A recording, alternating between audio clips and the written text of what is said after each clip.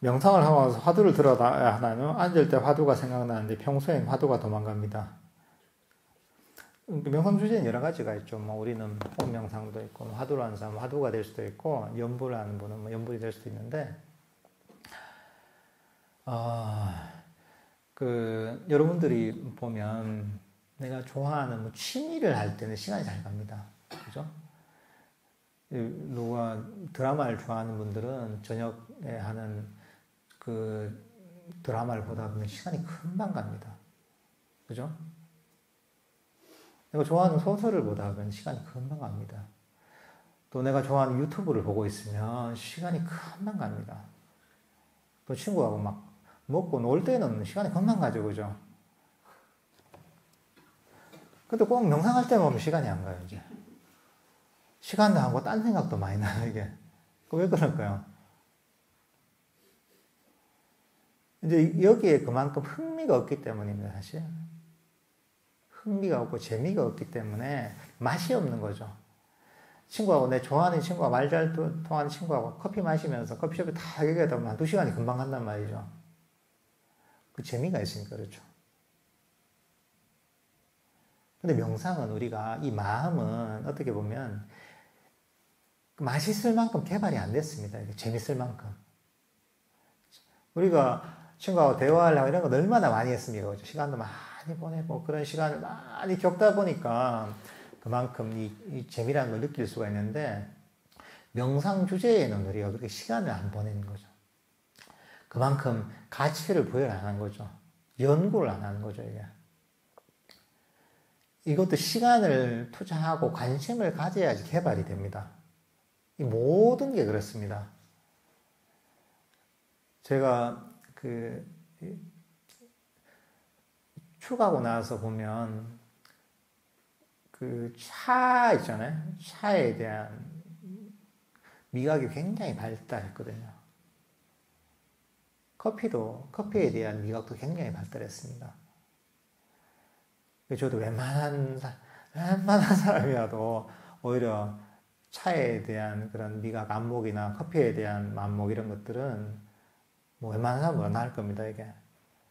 근데 그 이유가 뭐냐면, 여기 절에는 사람들을 만나거나 대화를 할 때 보면 항상 차를 마시면서 얘기를 하거든요. 차나 커피나 이런 걸 한잔, 뭐 드립커피 한잔 하면서 마시는 이런 문화가 있습니다. 그러니까 그게 세월이 굉장히 오래됐잖아요. 그 매일매일 거의 이렇게 한단 말이죠. 시간을 그렇게 보낸단 말이죠. 그 다음에 온갖 종류의 차를 다 마셔보고 온갖 종류의 커피를 다 마셔봤단 말이죠. 그러면서 거기에 대해서 뭐 차에 대해서 뭐 스님들하고 얘기를 나누기도 하고 커피에 대해서 한번 이게 어떠다 얘기를 나눠보고 이러다 보면 관심이 생기잖아요. 그죠? 관심을 두고 하다 보니까 이제 그런 어떠한 이 맛을 분별하는 그 커피나 차를 분별하는 그런 아주 섬세한 미각이 생긴 거거든요. 마찬가지입니다. 이게 그만큼 시간과 관심을 투자했기 때문에 그걸 잘 아는 겁니다. 우리 마음도 마찬가지예요. 우리 마음도 명상을 하는 시간이 태어나서 얼마나 됩니까, 여러분들이? 생각보다 없잖아요. 그만한 관심을 가질 시간이 별로 없잖아요. 그러니까 자꾸 도망가고 재미도 없으니까 도망가죠, 이제 명상주의가. 당연합니다. 왜냐하면 거기에 그만한 관심과 시간과 애정을 투자를 안 했기 때문에 자꾸 도망을 가는 겁니다. 재미도 없고, 이게 무슨 맛인지도 모르겠고. 그러니까 여기에 끊임없는 관심과 흥미와 또는 그 시간을 보내야 됩니다, 이게. 이제 그렇게 이해해야 됩니다, 이게.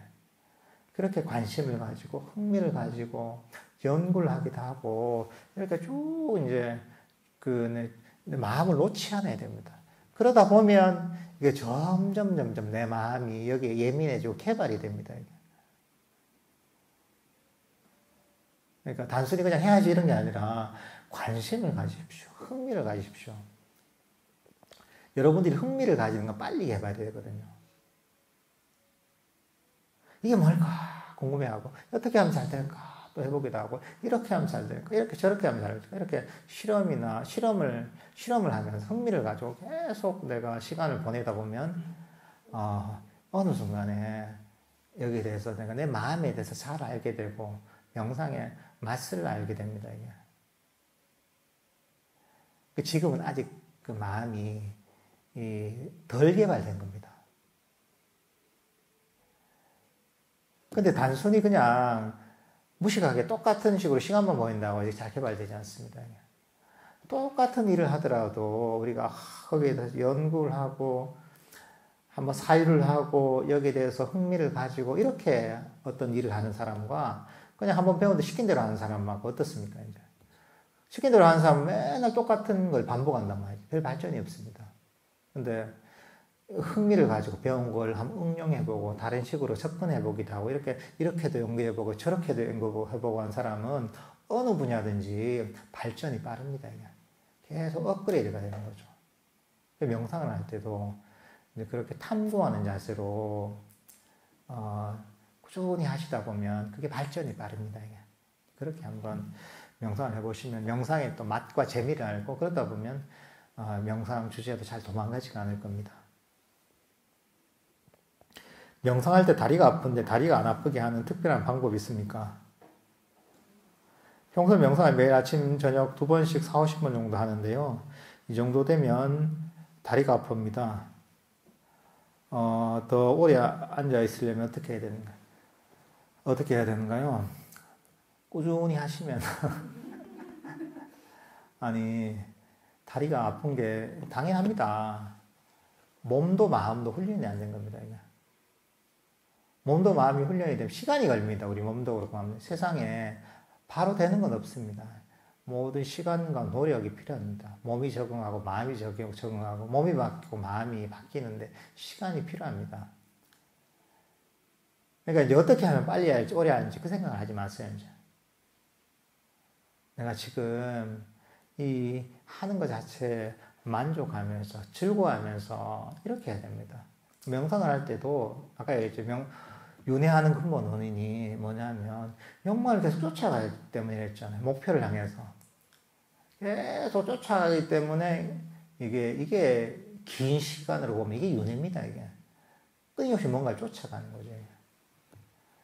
명상할 때도 명상에 지금 현재 이 단계가 있으면 그 다음 단계 지금 40분 하니까 그 다음 60분, 2시간 이렇게 3시간, 4시간 이렇게 목표를 생각하다 보면 그러다 보면 이제 그게 바로 수행에 대한 욕망을 일으키는 겁니다. 수행하고 완전히 반대로 가는 거죠. 이게. 수행을 안 되게 하는 고통의 원인을 만들게 되는 거죠. 그러니까 이제 내가 하고 있는 여기에 만족하면서 꾸준히 하다 보면 저절로 늘어납니다. 그러니까 저절로 늘어나고 그리고 명상에 몰입이 되면 저절로 오래 앉게 됩니다. 그리고 명상의 맛을 알고 즐거워지면 오래 앉고 싶어집니다. 또 이게.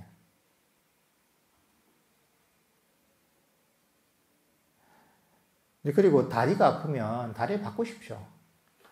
이게 제일 좋은, 이게 기본적인 방법입니다. 참지 말고 다리를 바꾸십시오. 자세의 목적은 몸을 편안하게 해서 몸에 신경을 쓰지 않기 위한 것입니다.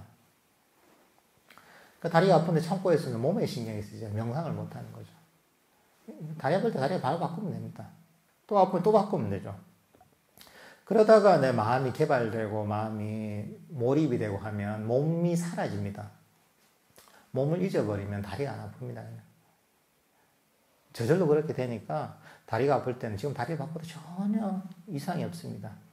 그렇게 하시다가 명상에 조금 몰입이 된다 싶으면 다리의 통증이 저절로 사라지게 됩니다. 하나 더 나왔네.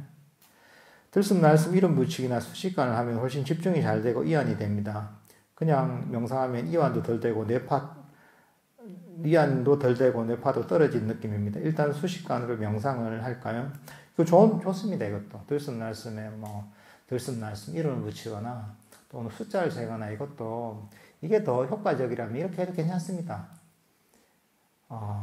이렇게 해서 나중에 이제 조금 이제 마음이 좀 깨어나고 마음 챙김이 강해졌을 때 다시 그 숫자나 이름을 떼고서 그냥 순수한 호흡만 알아차려도 되거든요.